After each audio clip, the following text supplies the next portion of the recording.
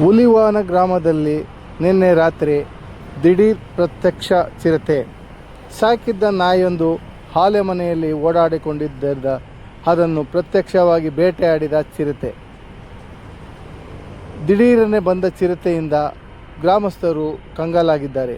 ಹಾಗೂ ಆಲೆಮನೆಯ ವಾರಸುದಾರರು ಕೂಡ ಕಂಗಾಲಾಗಿದ್ದು, ಇದಕ್ಕೆ ಫಾರೆಸ್ಟ್ ಅಧಿಕಾರಿಗೆ ವಿಷಯ ತಿಳಿಸಿದ್ದಾರೆ.